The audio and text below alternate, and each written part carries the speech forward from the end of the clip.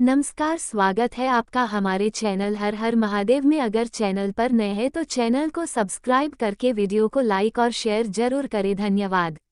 आइए शुरू करते हैं गणेश जी की कहानी। एक समय की बात है, एक व्यक्ति का विवाह हुए कई वर्ष बीत गए। विवाह के बाद उसकी पत्नी एक बार अपने मायके गई हुई थी। पत्नी के मायके में रहने के कई दिनों बाद उसका पति अपनी पत्नी को विदा करवाने के लिए ससुराल पहुंचा।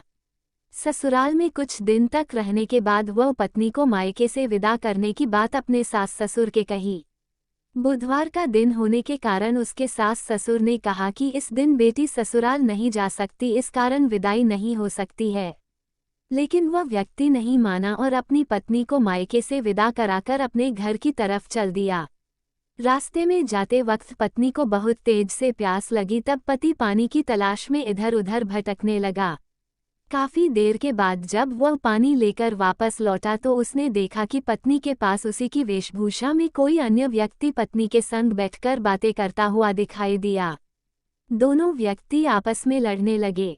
पहले व्यक्ति ने गुस्से में दूसरे व्यक्ति से पूछना लगा कि वो कौन और क्यों उसकी पत्नी के साथ बैठकर बातें कर रहा है। फिर आपस में लड़ने लगे।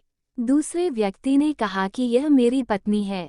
दोनों के बीच भयानक लड़ाई होने लगी। तब वहां पर कुछ सिपाही आ गए और स्त्री से उसके असली पति के बारे में पूछने लगे।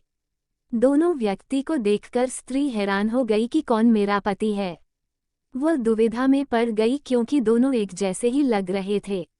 तब पहला व्यक्ति परेशान होकर मन में कहा कि भगवान, ये आपकी कैसी लीला है।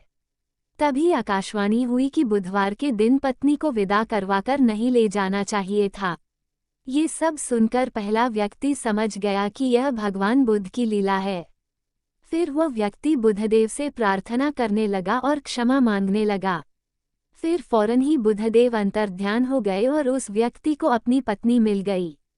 तभी से हर दिन बुधवार के दिन भगवान गणेश की पूजा होने